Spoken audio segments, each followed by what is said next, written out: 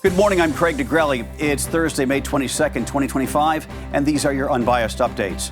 A brazen attack in the nation's capital. 2 Israeli embassy staffers gunned down. Investigators believe the suspect chanted "Free Palestine." This morning, reaction. Plus, prayer inside the Pentagon, led by the defense secretary himself. Was it a call for unity or a violation of the First Amendment? And it's almost Memorial Day, but the Northeast is getting March weather. A rare nor'easter could soak the holiday start. We'll tell you who's in the bullseye and when it clears out. From the Straight Arrow News Studio, bringing the stories that matter to you from across the United States and around the world, these are today's Unbiased Updates. We begin with the deadly shooting in the nation's capital, one that's now being investigated as a possible act of targeted anti-Semitic violence. A gunman shot and killed 2 Israeli embassy staffers last night outside of an event at the Capitol Jewish Museum in Washington. The suspect, now in custody, is identified as 30-year-old Elias Rodriguez of Chicago.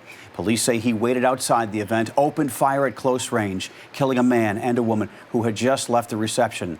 We've learned the couple was planning to get engaged in Jerusalem next week. Witnesses say Rodriguez told officers he acted for Gaza and began chanting "Free Palestine" as he was taken into custody. Investigators recovered the gun. Officials say he acted alone. The event the victims were attending was hosted by the American Jewish Committee, just blocks from the FBI's D.C. field office. Israeli ambassador to the U.S., Yashil Leiter, addressed the shooting at a press conference. The couple that was gunned down tonight in the name of Free Palestine.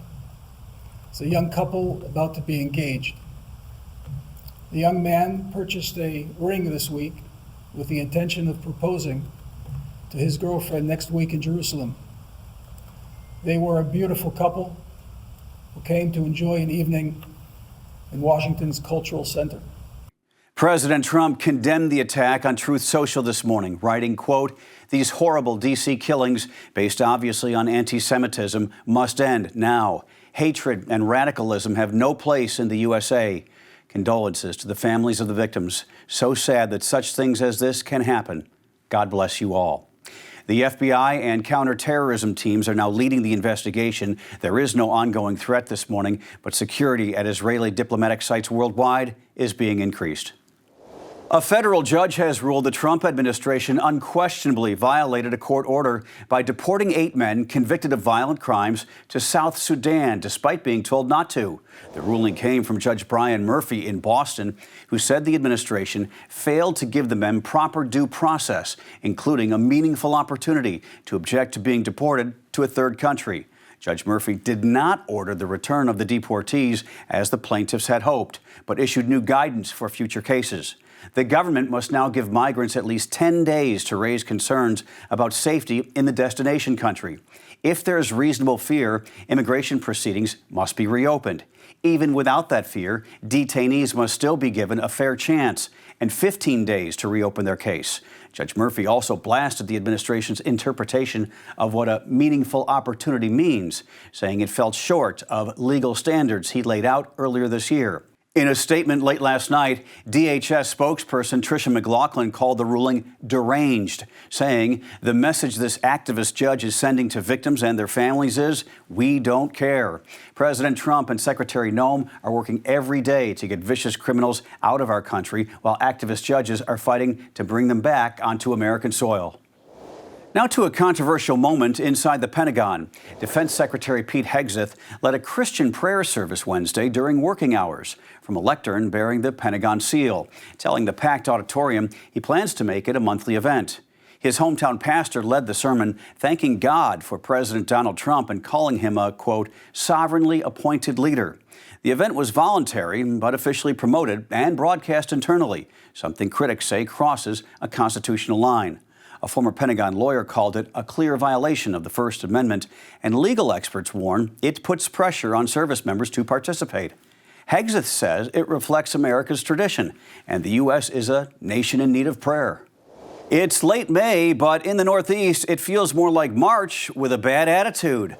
A rare off-season storm is slamming the Northeast and Mid-Atlantic today through the end of the week. It's bringing soaking rain, strong winds, and a chill that feels more like March, than Memorial Day. Up to 3 inches of rain could fall in areas of New England and the tri-state area. Wind gusts over 45 miles an hour are possible along the coast, and travel could get messy on roads and at busy airports.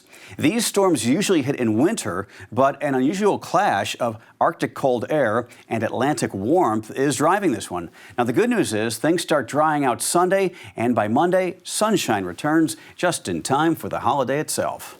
Finally, it's a great time of year in sports with the NBA playoffs and NHL both down to the Final Four, and the games are getting more intense and more meaningful.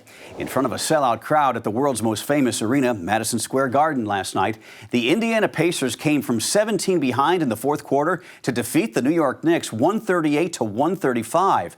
The Pacers are known for their full-court pressure defense, and they shocked the basketball world last night, knocking off the Knicks in front of their home crowd. Tyrese Halliburton was the star. He had the tying basket to force overtime, and the Pacers went on to win to take Game 1 of their best-of-7 series. The winner of that series will take on the winner of Oklahoma City and Minnesota. Oklahoma City won big in Game 1, 114 to 88. That series continues tonight. And I can't say goodbye without a hockey plug, of course. I went to bed last night, and it was 3-1 Edmonton over Dallas in the second period. I woke up at 2 this morning, and my wife left me a Post-it note on the fridge and said all the good stuff happened after I stopped watching. The Stars roared back to win 6-3. Surprise, surprise. Oh, yeah, and I guess there were some really good fights at the end. That's hockey, baby. Those are your unbiased updates for this Thursday. We'll see you back here tomorrow. For all of us here at Straight Arrow News, I'm Craig DeGrelli. Have a great day.